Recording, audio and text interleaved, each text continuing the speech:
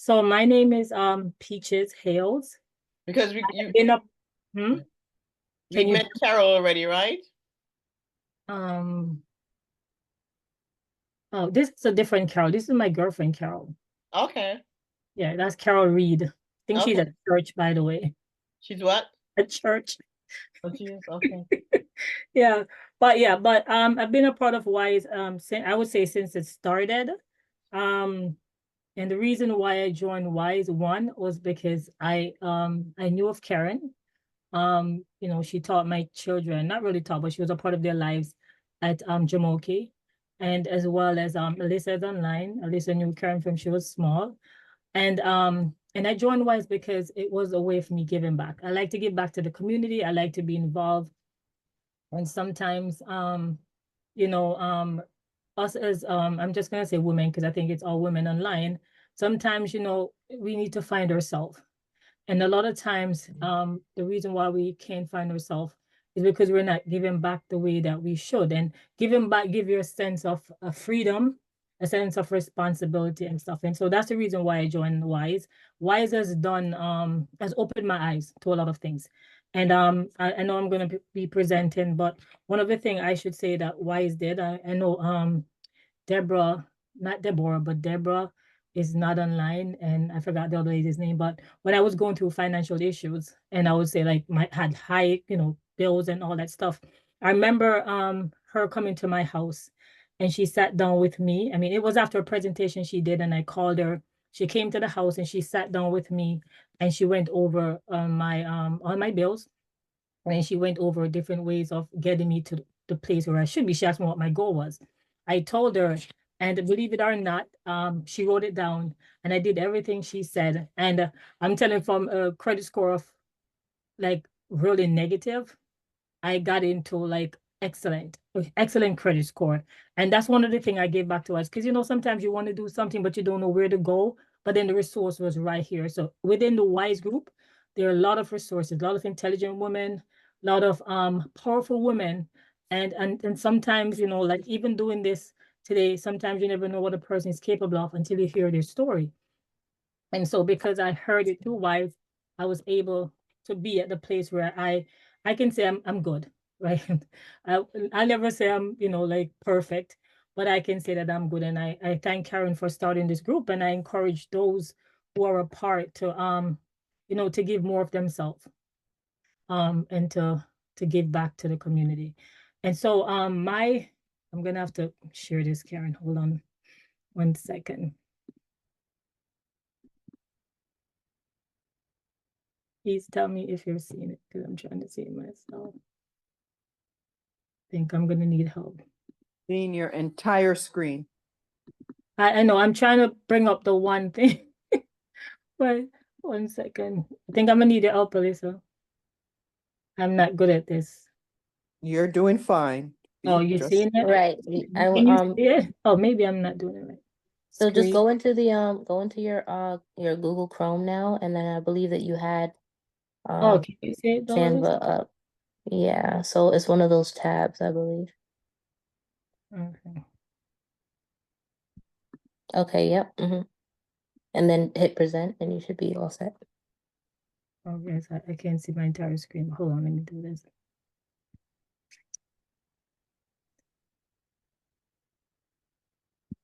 Okay, so can you guys see that? Yes. Okay, perfect. So I just need to get these out of the way. Okay, all right. So, oops.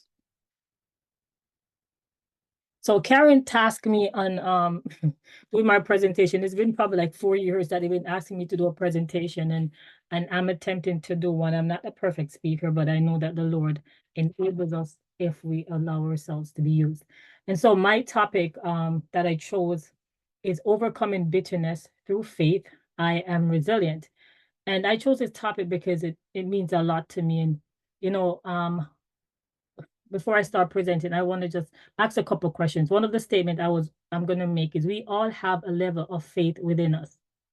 And I want everybody, I mean, some people just, probably go through life and they're thinking that, how can I overcome? How can I get from point A to point B? And I believe that everything that we do in life, you have to have some faith behind it. And so one of the questions I'm going to pose, when you are about to sit on a chair, do you worry if the chair is going to fall apart? Right? That's confidence. Because I go around my dinner table and I just sit. I'm not ever worried if the chair legs are going to fall. I just sit.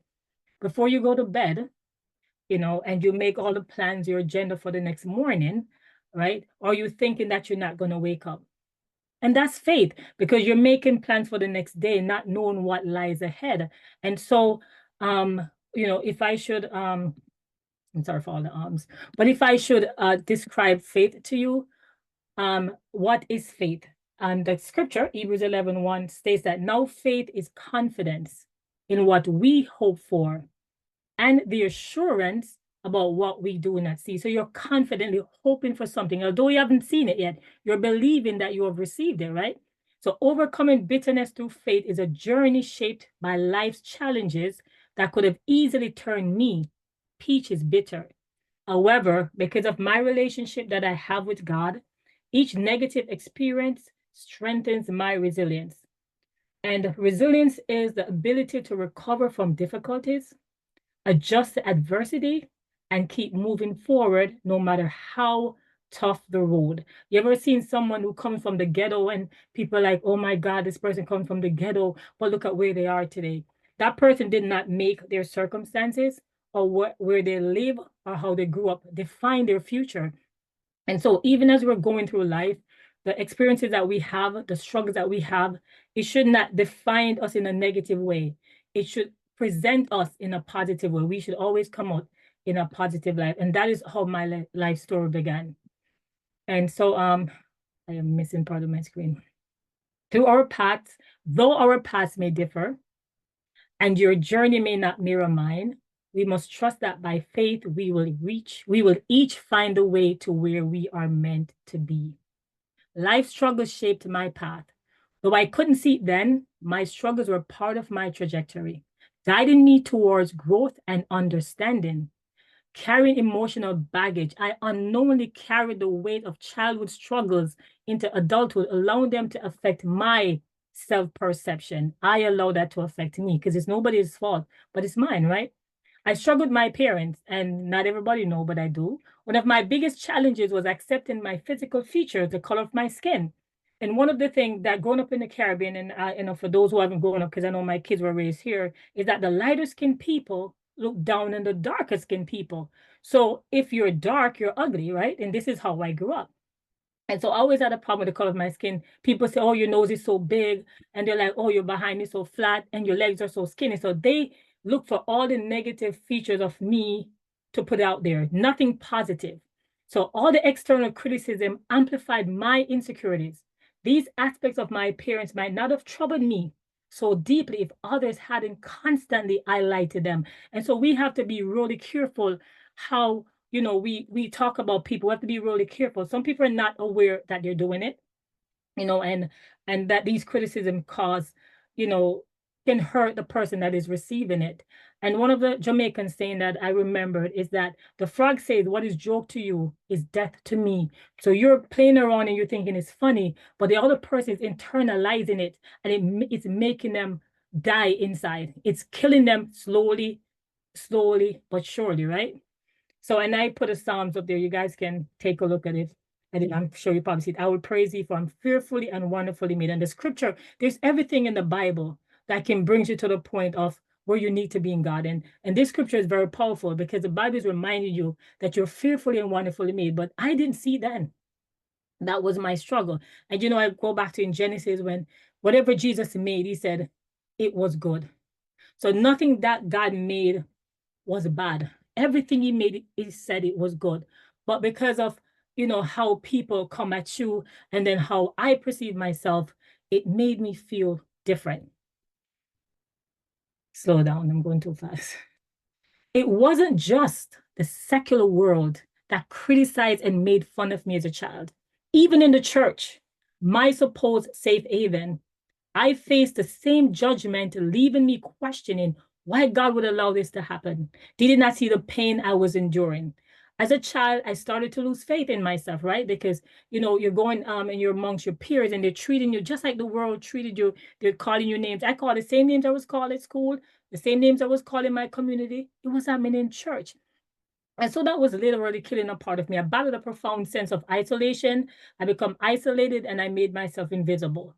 No matter how pretty my dress was, it doesn't matter how nice my hair was, they always focus on my faults. And that is a problem that we have in the world today. You know, and that is why even in the church, you have to have so much faith because, and I'm not talking bad about church, but I'm just saying that, you know, the same issue I have in the world is the same issue I have in church. But you have to have so much faith and believe in God that He's going to bring you through it. And you can't let those define who you are. The pain I carry, though, shaped the decisions I made later in life. One second. Trying to move my screen forward 1 second. Okay, there we go.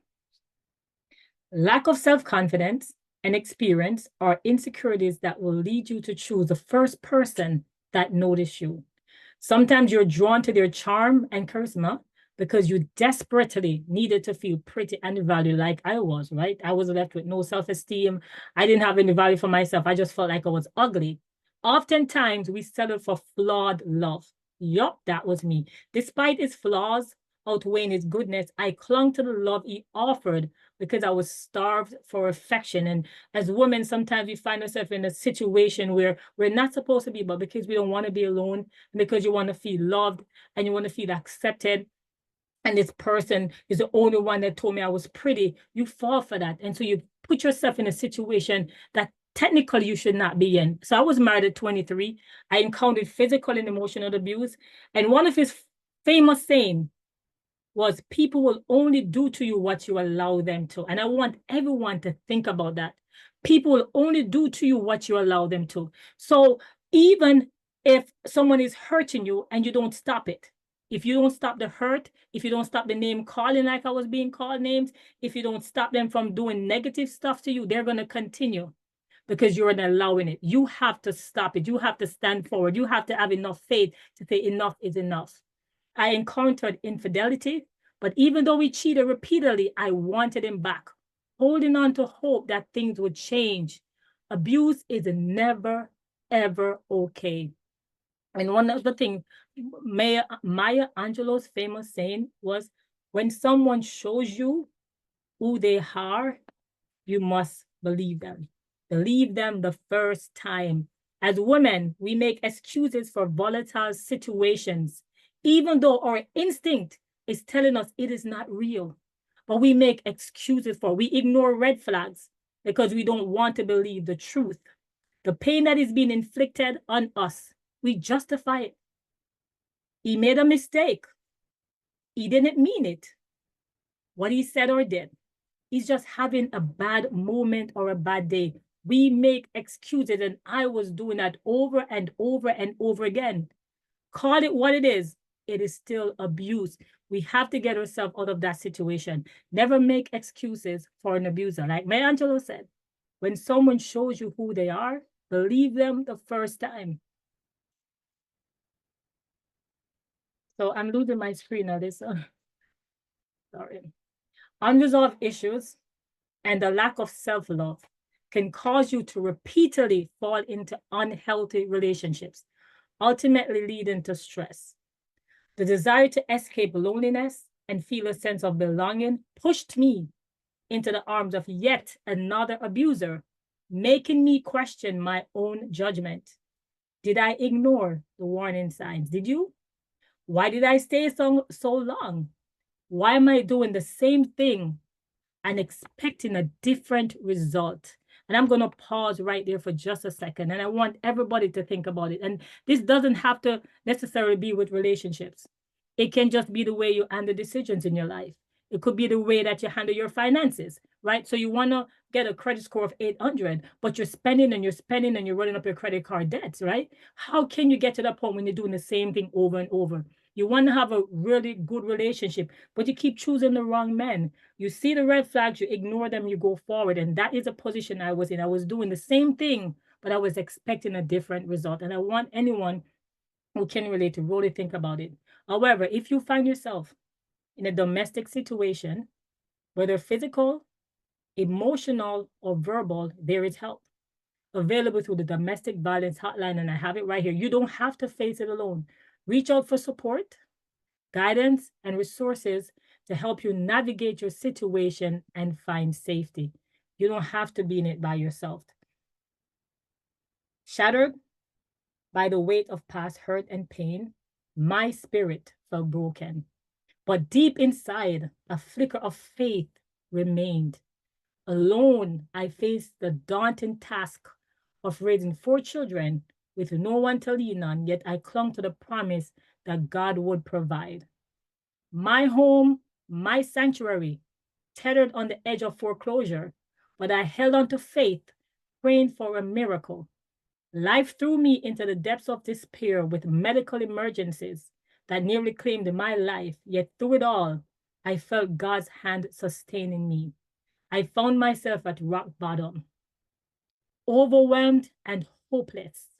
Yet even then, faith whispered that this wasn't the end of my story. Bitterness knocked at my heart's door, urging me to give up, but faith reminded me that God's plan for me were greater than my pain. Sorry. And so if I should reflect today, this present moment, I allowed God to redefine my identity. I reminded myself that my failures do not define me. God does. I embraced identity as his child, forgiven and loved. I reminded myself that just because I'm a parent, it does not make me perfect. I pray for my daughter's forgiveness for allowing them to endure the hardship that I went through. I didn't just pray though, I took steps of faith, believing that God would honor my efforts, and I moved forward. I praise God in the storm because believe me, praise is your best weapon when you're low in spirit. And finally, I chose to be better and not bitter. Celebrate yourself. Where is your happy place? Now that all that pain and suffering that I went through and that I had me bound, I had to get to the place where I reflect and to find something in my life that that was worth living for, something that made me happy. I had 10 years of military service. I built a strong foundation of discipline, resilience, and leadership. I did 21 years in corrections, retired in 2019 as a captain, achieving a distinguished career in public service. A proud mother and soon-to-be grandmother, blessed with 4 beautiful daughters, all doing well, and excitedly anticipating the arrival of a grandchild. I'm an encourager and a motivator, actively supports and inspires others in their daily lives. Community volunteer, I find joy in giving back through meaningful service. And a faithful servant of God. I'm fully involved in church and serving with dedication and purpose. Therefore, Mark 11:24, therefore I tell you, whatever you ask for in prayer, believe that you have received it and it will be yours. Many days I spent on my knees crying to God, Lord, why did I have to go through so much suffering? Why did I have to go through so much pain? Why did I keep making the same mistakes over and over again? I said, God, this cannot be real. I've served you since I was 11. I've not been perfect. I've fallen many times. But I had to say, God, why is this happening to me when I was sick and I couldn't even take care of my kids? I'm like, God, why is this happening to me? When I almost lost my house, I said, God, I'm serving you. Why is this happening to me? And God just keep reminding me that he will never leave me and he will never forsake me. As long as I keep trusting him, he's going to be there for me. And the scripture, Jeremiah 29 says, for I know the plans I have for you, declares the Lord. Plans to prosper you and not to harm you. Plans to give you hope and a future. And yes, thank God, I'm happily married for 3 awesome years. This time I got it right. And my heart is at peace. The person is loving and selfless and caring, truly embodying what marriage should be. And believe it or not, is that, sometimes they say you have to kiss a few frogs, right? And I did kiss a few frogs, but thank God that he brought into my life someone that understands me and someone that sees me for me. They don't see my skinny legs. And even if you see, they don't even complain, right? They don't complain about my fat behind. They don't complain about my dark skin. He loves it. And I just want to thank God for that. So being married, though, again, carries its own struggles and stigma as a Christian, because in the church, you're told that you can only be married once. So I had to deal with that as well. I had to come to terms with the fact that people will always speak their minds, but they can't truly understand my struggles until they've walked in my shoe. Nobody can understand why I went through and why I did what I did, why I got married again, until they've actually walked my pathway and knew what I went through, knew the struggles that I had to go through, knew the pain and suffering that I had to face. Nobody, until you've walked in my shoe, then how are you going to stand over there and criticize me for finding love when I was just living in hate and abuse all that time? And now God has delivered me, and then you're going to criticize me. But I thank God for that. Maya Angelou, I love her poems. She said, out of the huts of history's shame, I rise. Up from past that's rooted in pain, I rise. Leaving behind nights of terror and fear, I rise into a daybreak. Imagine a daybreak, love, just understanding and peace, and just peace in the home. That's wondrously clear. I rise. I'm telling you, having peace in your house, coming from a toxic relationship and having peace in your house, oh my God, it's a beautiful thing. But you will never even know it until you've been there. It's a beautiful thing. And I'm coming to my last side, and it's a truth or there. The truth is that I still have my struggles, but they are no longer considered a baggage. Instead, they have become stepping stones, teaching me resilience, shaping my character, and reminding me of God's grace in every season of life. And I'm going to tell you a quick story, Karen, and I'm almost done. I know you're tired of me, but a quick story. There was this man, and he walked into a store with his two boys, a young one and an older one. The young one was very fussy. So the father took a glow stick and he handed it to him. And the kid had this glow stick swinging back and forth. And the older brother took it and broke it. The father was a little upset, and he was like, why did you break it? The kid said, the glow stick doesn't glow until it's broken. And I want that to sink into somebody. The glow stick doesn't glow until it's broken. Like the glow stick, we often face brokenness, whether through emotional pain, physical challenges, or spiritual battles. It can feel like we've shattered or undone. But just as the glow stick only shines after it's broken, sometimes we too need to be broken in order for God's light to truly shine through us. God doesn't break us to hurt us, but to refine us. Our struggles don't define us. Instead, they shape us, bringing out a strength and beauty we didn't even know was there. And that is my story. I didn't even know that my life could be this way. I always saw the pain. I always saw the suffering. I always thought, when is this going to be over? Is this ever going to end? Through our pain, we gain purpose. Through hardship, we grow into who we are truly meant to be.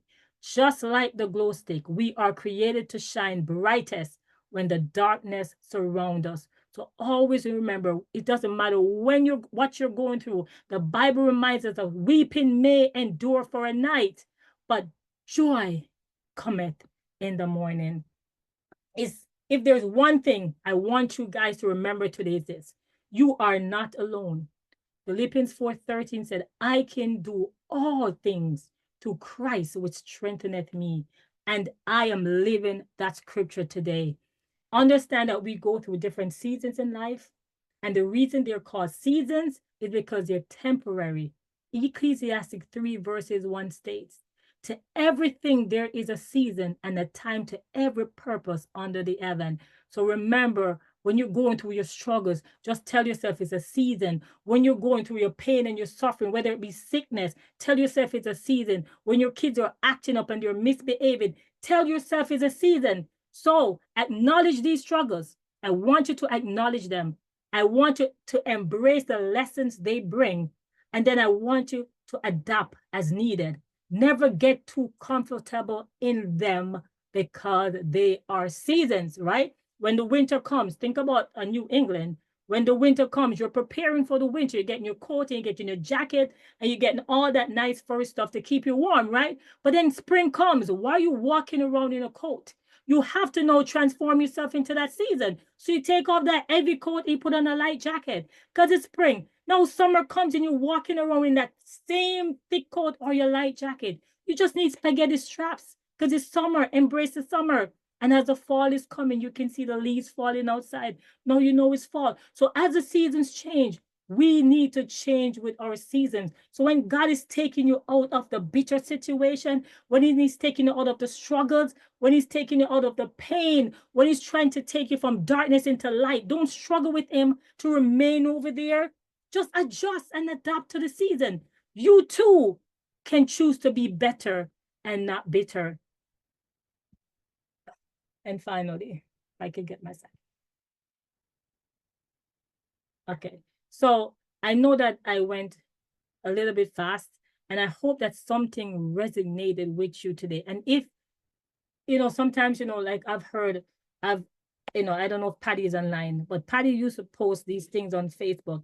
And I used to look at it and I used to just wonder if I'm ever going to be in that situation, like of happiness. She posted what she went through, now she's happy. And I'm like, God, when is this going to happen to me? So if you're going through some struggles, it don't have to be, struggles with a boyfriend or a husband. It doesn't have to be abuse. It could be financial. It could be whatever situation you're faced with today in your life. Just know that it's a season. You're going to get through it. If you feel like it's the end of the road, don't give up. If you feel like, it's too much for you to bear, there's help out there. And there's always that spiritual peace that you can find because Jesus Christ is going to be there. The moment that you acknowledge that you need Him, He's going to step into it. He's going to step into your situation for you. I'm just going to stop sharing. The moment that you acknowledge Him, He's going to step in. He's going to help you. The moment that you stretch forward your hands and say, Lord Jesus, I need you. Like David said, I will look unto the hills from whence cometh my help. My help cometh from the Lord. And so we have to put ourselves in a position where we recognize God for who He is. He's able to help us. We have to literally follow Him though, because sometimes we're asking God to help. I was having this conversation with my daughter. Sometimes we're asking God to help us, but we're doing it for ourselves. So it's either you're going to do it for yourself or you're going to allow the Lord Jesus Christ to help you. So whatever you're going through today, just believe that it's not the end of the road. And like I said earlier, weeping may endure for a night, but joy cometh in the morning. I've endured my darkness. I've endured my situation where there was no peace. I've endured where my kids are looking at me like, Mom, why are we still here? I've endured, the suffering and the shame brought on by my situation. But today I can literally stand here and tell you that I am free inside. I'm free inside because I never gave up. I never allow my situation to make me bitter. I use that situation as stepping stones into where I am today. And I thank Karen for this opportunity to share. And I hope that somebody today, it doesn't matter what you're going through, knows that there is help. You don't have to go through it alone. We have this women's group. You can call anybody. You can talk to them. I mean, you can talk to your pastor. You can seek a counselor because some people don't believe in counseling, but believe me, counseling does help. So you don't have to go through whatever you're going through alone. And again, I said it doesn't have to be a relationship problem. It just could be anything because struggles are just not based on relationship. I use my relationship to prove my point today. But struggles are just not relationship. It could be your children. You have people really struggling with their children and the situation that they're in. Kids are in prison or they're going through, abuse and they can't even deal with it. So whatever your situation is, just know that God is able to bring you through and you don't have to be bitter, but you can be better. Thank you. Woo! Oh my God. That was wonderful, Peaches. let me OMG. Let me put on this camera. Let me put on this camera, Madame Peaches. Absolutely impactful. The sincerity, the authenticity, the spirituality, the messages. Trust me, you hit home for me personally. Thank you so much for sharing your story, Peaches. My. It says good things come to those who wait. Wait. We've been waiting. We've been waiting patiently. So thank you so much. Because even with your story, I can apply it to different aspects of my own life, as well as I can use it as inspiration and motivation to others that may have similar experiences that they may be going through. So thank you. Thank you so much. Awesome. That was awesome, Peaches. And I don't know why. I don't know why you said Karen would know. We were so engrossed into what you were saying. You can go on. So if anyone has any questions for Peaches, feel free to questions or comment. Feel free to go ahead. And one of her daughter is here.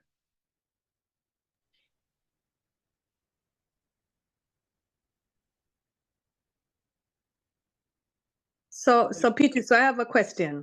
So you mentioned in your presentation about having that faith and just hanging on and that trust. No, that is indeed a very, is it a slippery? I don't even know what word to use, but I remember there was a point in my life growing up where I questioned a lot of things with God. And I'm like, man, I'm doing all the right things. So I don't understand why these things are happening, right? Not committing any sin, no fornication, no lying, no this, no that. And yet, the things that I prayed for as a teenager, I only saw things becoming worse by the second. So just for you to share, when you're at your lowest, how did you reconnect? Especially when you realize that even within your church community, you're having different challenges. So how did you dig deep in order to reconnect with God and your faith? Okay, so the part about my church community, that was when I was younger.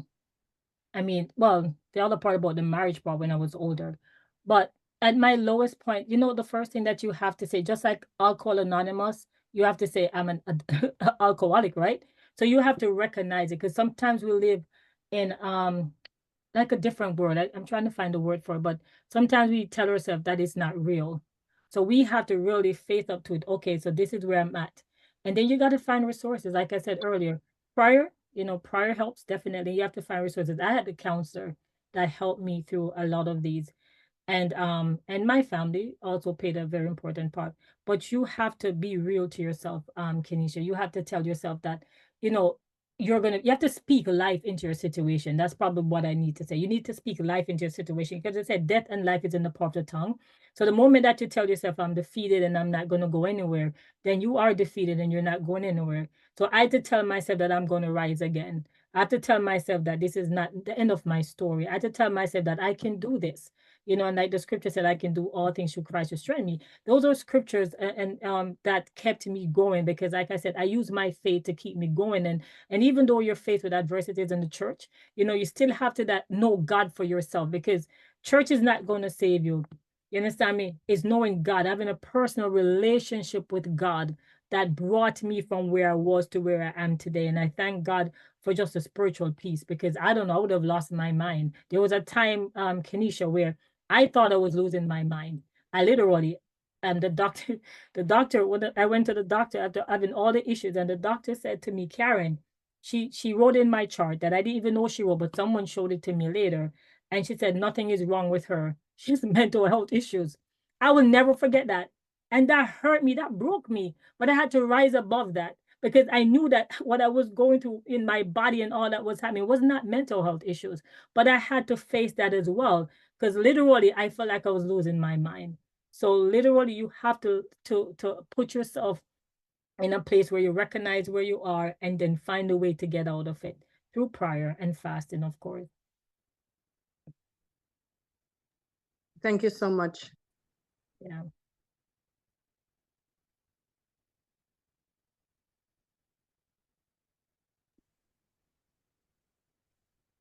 Any other questions?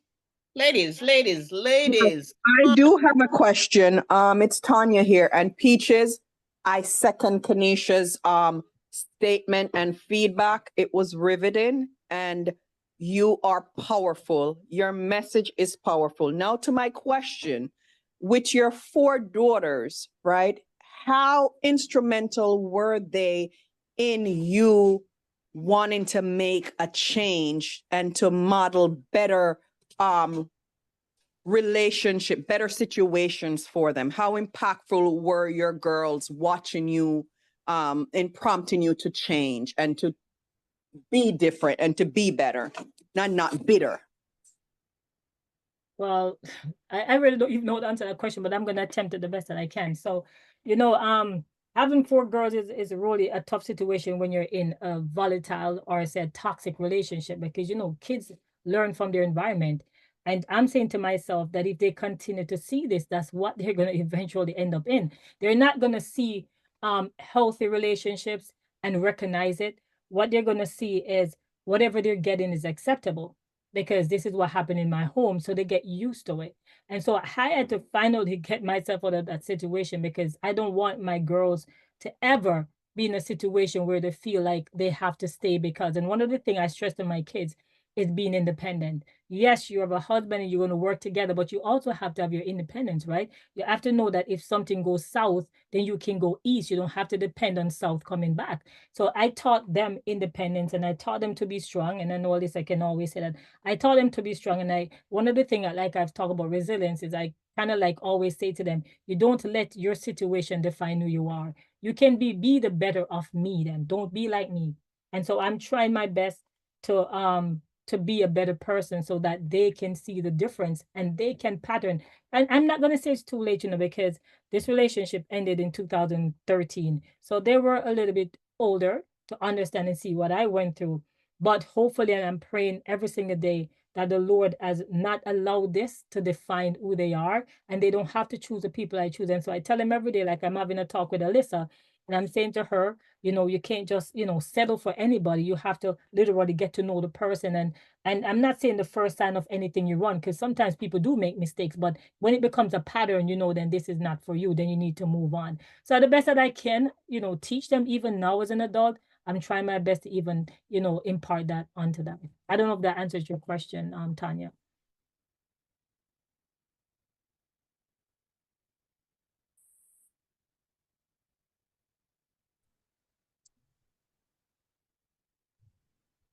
Yes, you.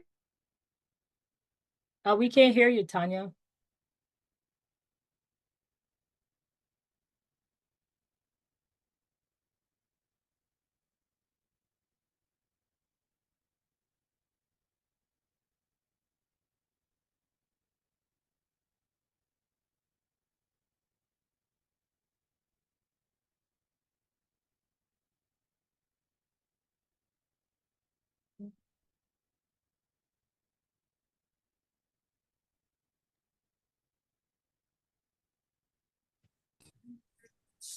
I have another Any other question. concerns or Okay. questions? Alyssa, do you want to say anything?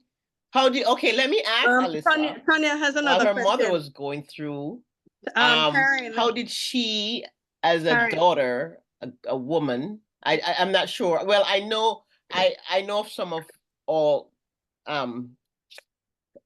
what Peaches' life, but and I cannot remember the age of the daughters at the time.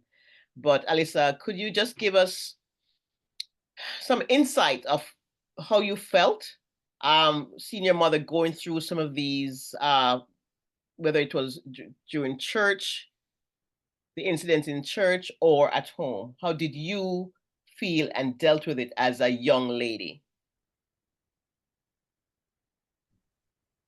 That was a really great question, Miss Bell.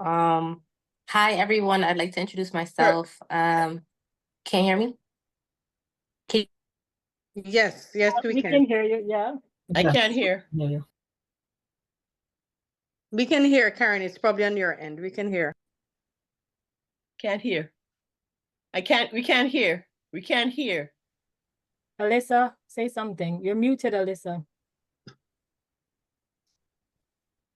Can you hear me? Yes. Yeah, go Okay. That was a really good question, Miss Bell. I wanted to introduce myself. Hi, everyone, all the lovely ladies online. My name is Alyssa. I am the eldest daughter of Peaches, And what can I say? So I feel like just growing up in the house that we grew up in, it was a lot. And then me being the eldest, I felt the need to um you know take responsibility over the younger ones. So that was a lot of pressure. So I felt like it was a lot of pressure. It kind of forced me to grow up very sooner than I probably should have. And for a long time, I held that against my mom. I really did. I feel we had a very, like, between my teenage years to like young adult, our relationship was very rocky. Like, rocky as in like we would go very long periods of time without speaking with each other. I held a um honestly speaking, I held like a grudge towards my mother because I felt like certain decisions that she made gravely affected me and my younger sisters. Um, but at the time, I was looking at it from like a child's perspective, and even when I was like a young adult, like 18, 19, I still hadn't gone through anything in life to really understand the sacrifices that were made. Um, but growing into my 20s and cultivating my own relationship with the Lord, I learned that my mother's intentions were always good. They were never evil. They were never negative. Because it can, when you're in a situation and someone tends to have the upper hand, sometimes it seems like it seems like the person should be moving differently, but we don't know all of the pawns that are on the board, right? So I had to first ask the Lord to heal my heart, because there was a lot of like negative feelings towards my mom and just towards the different parties that might have been involved.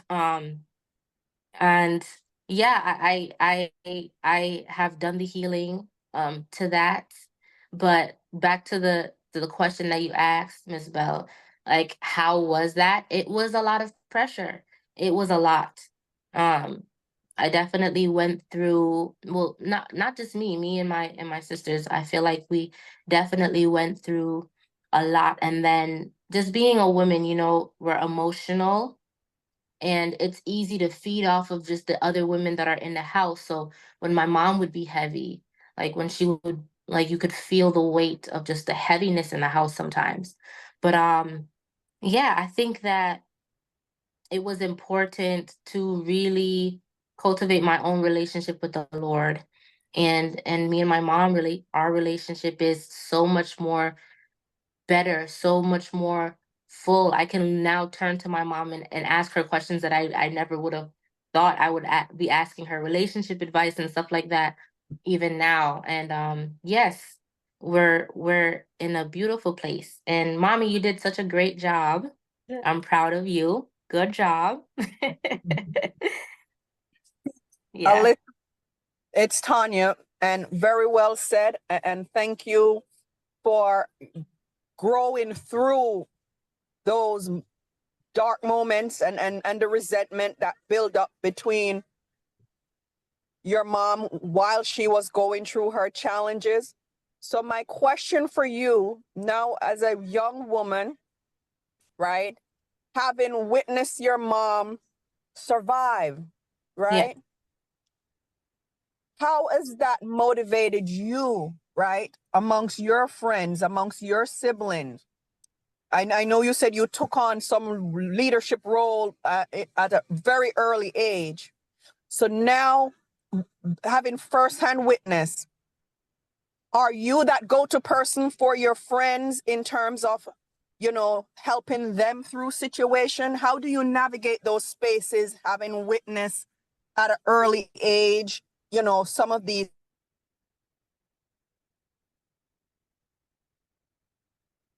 You're gone, Tanya. Yeah, I think you knocked out. But I'll start answering your question, Tanya. That was a really good question. Um, I would say that I am a go-to person, yes. But one of the things I love to push, I love to preach, I would say, is finding a level of peace. Because if you don't have peace on the inside, it's impossible. It is impossible to have peace on the outside, on and have, or to be able to contribute peace to any type of situation that you might be in. So anyone, like any of my friends that will come to me asking for advice and stuff like that, I always encourage, like, what brings you the most peace? Like, even so, I just a little bit more to the story. I moved out of the house when I was 18, and I moved in with family, and I felt like I needed to, like, be liberated from that situation, which was why I made that decision at the time. And I really had to just learn how to um be by myself, learn how to navigate through my own thoughts and feelings. And really, like I said, seek the Lord for myself. And he was able to bring me to a place of peace, because everything that happened had happened already, right? Like, the past is the past. There's no way to go back and change it. So it's about moving forward. And I think moving forward, and even now, I am quick, and my mom will tell me this, you can't just cut people off. And I'm like, oh, yeah? It's not a good habit. Absolutely working on it. But I tend to um want to keep peace in within myself, in my home, in any situation that I'm a part of. I don't want it to be turmoil. I've seen what turmoil looks like. I want no parts of it. So I'm very picky, I'm very particular with who I allow in my space, and things like that now, because it's so important to keep peace. It's so important to keep peace in your mind, in your heart, in your soul, and in your environment as much as you can. So that's what I'll say. Good job. Great job. I have a Okay. question for you, Alyssa. This is Imani. Hi, Imani. Hey, girl. I just want to know if, like, seeing what your mom went through at such a young age, did it affect, like, your personal relationship with men, like, as you got older? Absolutely. It did. But it And then didn't how did you start navigate there. that? Go ahead. Yeah. I'm sorry. No, I was gonna ask, like, how did you navigate that? Yes. So it definitely has skewed um but it didn't start there, though. So my mom, she told the story about how she got married at 23. That was my father. And my father, he just wasn't ready to be a father, and those were his words. He wasn't ready to be a father, so he wasn't around. And then my mom ended up in a next situation, and it was just not peaceful. It was turmoil in every way. And it really caused me to lack trust. And even now, but the Lord is continuously working on me. I do not trust people easily. Not just men specifically, but like other people. I do not trust people that easily. I'm not that trusting. Like, if I meet someone, I'm always thinking, what are their intentions, at first. But I think that, so yes, I don't trust easily. And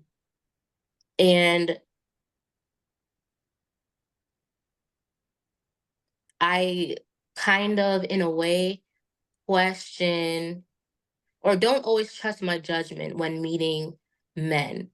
Um, and it's also that part of me that's just like, I don't want to, like, invite someone in my space, and it's not healthy. Like, that fear is really, it does hold me back sometimes as well. Um, but I'm working through it. Me and the Lord got something good going on, so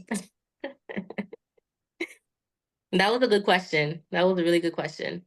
Yes, that was a good question. Thank you for sharing. And thank you, both of you, for your vulnerability on the call. Yeah. Can I add something, Karen? Yes. One of the foundation that I said in my home, regardless it was toxic, was prayer and Bible, right? So I would always have them praying at the bedside, like in my room every night. we'll be praying. Well, maybe not every night, but majority of the nights, I'll have them praying, teaching them different prayers, and I taught them the scriptures. So even though it was toxic, I still try to maintain, something that they can, I want to say, look forward to, some hope, some kind of, peace. And that was where we found our peace in prayer and reading the scriptures. And, I remember a couple of nights I'd be praying and then I opened my eyes and everybody was just laid out sleeping. And they'd be like, you pray too long, you pray too long, but that was my peace. And I, and so that spiritual part, I gave over to them, like to know God for yourself, because, even when you're going through turmoil and we can't determine we don't know what the future, and that is why we have faith, right? Because we really don't know what the future is. And even my younger ones growing up, I don't know what situations they're going to fall in, but I have to pray that the Lord is going to lead and direct them, and they also have to believe in it. And I think that was the constant thing in our home, was prayer and reading the scriptures. That kept us. I have a question for Alyssa. You spoke about your faith with the Lord as you navigate through your relationships. Do you seek, besides, your faith and, holding the Lord near and dear to you in navigating those relationships, do you seek additional support, like through counseling or stuff like that? Yes, I have a therapist. I do strongly believe in therapy. I think it's a very good idea to have an unbiased opinion. So yes, I do have a therapist, and then I bring a lot of my conversations to either my mother or my grandmother. I heavily trust in my grandmother's um opinion and direction. Um so yeah, I think in the last few situations that I found myself in, I have been very um more open than I have in the past, you know, more open in talking about, um who the person is and how they treat me and just how I feel and all of those things. Yeah. Did that answer your question? Yes, it did. But now I have a question for Peaches. So, Peaches, now that knowing what you know about the fact that what have happened in the past may have impacted Alyssa in her relationships now, right? And even though it's all in the past, has there ever been a moment where you reflect back and you thought to yourself, like, you felt like, okay, I have failed my children in the sense of them experiencing the things that you have gone through? Have there ever been a moment where you felt like this was never what I had wanted them to experience, knowing that it has such a impact? I'm so sorry. Knowing that it has such an impact on Alyssa in her relationships now. Well, I'm not even going to say is your moment. It's all the time. It's something that I think about all the time, and I can't beat up on myself, because like my mom would say, the horse has already gone through the gate, right?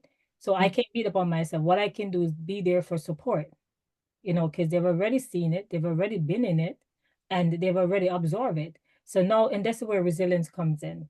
They have to build a level of resilience for themselves. So regardless of the fact, and I'm not saying that they should, but I'm hoping that they will. The fact that they grew up in a toxic situation, I hope that they're not going to use it to define themselves. And like Alyssa said, like she had hated me. Well, I'm gonna use the word hate, because she really did hate me for quite a bit of time. And and I was beating up on myself for that, because I'm like, oh my God, what did I cause to happen? But again, Karen, well, I'm not going to talk to Karen. I'm going to talk to Patrina. So again, Patrina, sometimes you're in the situation, and while you're in the situation, you're not seeing the end result. You're not seeing the pain or the hurt that it's going to cause later. You're trying to deal with it now, You understand me? You're trying to like live in the moment and try to figure things out. So no, after you're coming out of the situation and I'm looking back, I'm like, oh my God, because you're not thinking about the impact it's gonna have on your kids. At that time, I'm not thinking that. I just wanted to survive. Right? I just wanted to be out of it. So at that time, I'm not thinking that. But now that I'm here and I'm like, oh my God, I can see for myself the impact it has on the two older ones. I can definitely see that for myself. But after constantly being prayer for them and constantly interceding to God for them, because only God alone can bring them through what they've already seen and heard and been a part of. You understand me? There's nothing that I can do now. That's only them and the Lord that can fix that. And yes, I mean, I feel bad that it happened, but then again, it's not something that I chose. You understand me? And again, I'm not blaming myself. I'm not gonna blame my parents. I'm not gonna blame anything. It's not something that I didn't get up one day and say I want to be married more than once. I never got up and said I'm gonna go live in a relationship and we're gonna have fights and we're gonna have verbal, physical, emotional abuse. That was never a part of me, right? But it happened. And the fact that it happened, and thank God I'm resilient, I was able to, come out of that situation and not let it bring me down. Because I've seen a lot of women, they can't bounce back. They're still down there. They're still in the valley trying to figure out how do I get out, right? They're still trying to figure out, okay, how do I get a job? How do I get a home? How do I maintain my bills? I'm not in that position. And even if I wasn't married, I would still not be in that position because I put myself in a resilient, I put my resiliency ahead of everything. And I said, I can do this. I can do this. And I stress to my kids, I stress to all my kids, especially Alyssa and Savannah, the second one, that you can do this. You understand me? You can be the better of me. You don't have to be like me. You want your kids to be the better of you, regardless of what. Because whatever I went through, like one of those questions I asked, and I'm sorry to go away from it, but one of the questions I asked in one of the slides is, why did I stay so long? Do I have an answer for that? I probably don't have an answer for that. But one of the things I could say is that I had two kids, like for my ex, and then I had two for Alyssa's dad, and I have two for my last current my ex that I had. And I'm like, okay, so now I have four kids and I'm gonna be alone, right? Things were hard. I'm struggling. So I had a choice to make to say, okay, am I gonna be thrown out on the street and can't take care of my kids, or I'm going to try to, while I'm in this situation, put away a little here, build on this, build on that, so that when I'm free, I'm able to provide for them, which I did. I'm able to supply their needs. I'm able to make sure that they have a good home. And that's what I did. So I had to endure some stuff. Sometimes you have to, like I said, kiss a few frogs before you get to where you are. So I had to endure some stuff, and I did it in good faith. You understand me? And hopefully, like Alyssa said, even her choosing men, I know that, she has a struggle with trust and everything. But I try my best to impart to her as much as I can. My mom talks to her all the time, and I'm glad she's seen a counselor because I know that she is a strong person, strong personality, strong person, and I know she's resilient because I don't see whatever she went through as, as any, I'm not gonna say, I wanna say, what's the word I want to use? Like you can look at her and say, oh my God, look what you've been through. You can't look at her and tell. Like some people can look and say, oh my God, you've been through a lot. But you can't look at her as a young woman and said, oh my God, you've been through a lot.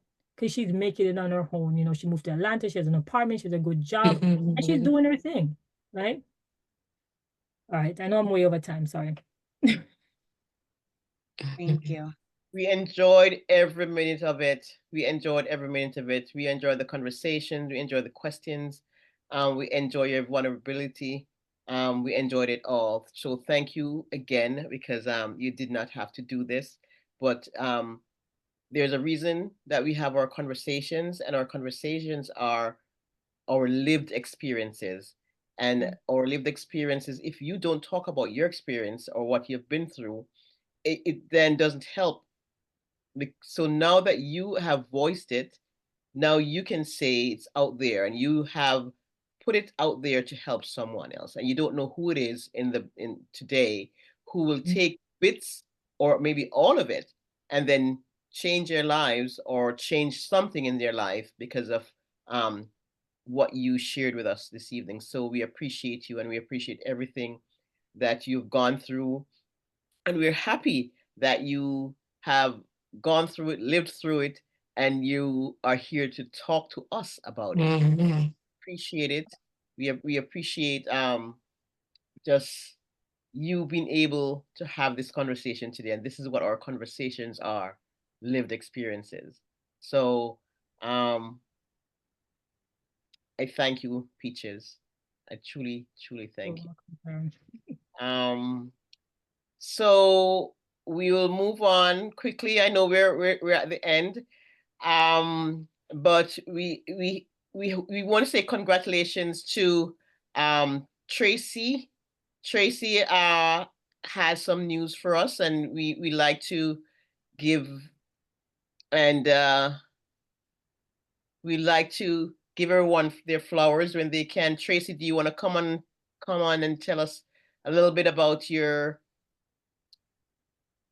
what Karen, you I'm gonna let you do it, and then I'll talk after, no, if you don't mind. no, dear, you're gonna take it. Go ahead. Actually, I do have a cold, so I'm trying to mend my cold right now. So I know you got it. So I guess this ties into tonight's message, right? A lot of you see me last year, but no one knew that I was bleeding internally to the point that I had massive bleeding. And we don't know why we go through certain things, but we go through it, and we have to have that endurance and that tenacity to keep on going and pivot when life just throws things to us, whether it's through relationship, work, health, by accident, whatever it is. We have to dig deep and connect back to the source, in order to strengthen ourselves. And while I was going through that, I believe that God sat me down so I can see who was around me, but also so I can pay attention to me.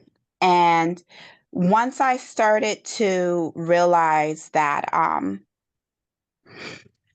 I needed to observe and be sat down just to slow down a bit because I was going 100 miles per hour. This accident happened, and I was angry, quite frankly. God, I had so much lined up. Why did this happen? But who would have known that I went from massive bleeding to massive impact? Um, I stated something, and I think Peaches touched on it. Your words have power. In May of this year, I said that I wanted to take my company international, and not even 7 days after I spoke those words, someone tapped on my shoulder and said, "Tracy, I want to partner with you to go overseas." And we had to go through a series of interviews with United States Trade Mission to enter into the Kingdom of Saudi Arabia. And we are the first woman-owned, Black-owned company in the state of Connecticut, which is a U.S. company, to partner with Egyptian business owners to form GTTS, which is Global Transformative Training Solutions, to be selected by the United States government to represent United States companies in the training and education sector to offer services to the government officials in KSA. Okay. So congratulations on your contract. That is, I mean, I couldn't, I read it, you sent it to me, and I was like, you know what? She has to own this. So we congratulate you. That is just awesome. We safe travels. When are you leaving? So I'll be leaving on the 4th, and I don't come back until about the 13th. Yeah. Okay. So safe travels, and we're wishing you all the best. We like when our wise women, when they rise up to their cause, and when they move up and they increase. So we thank God for your increase. And Yeah. this is good.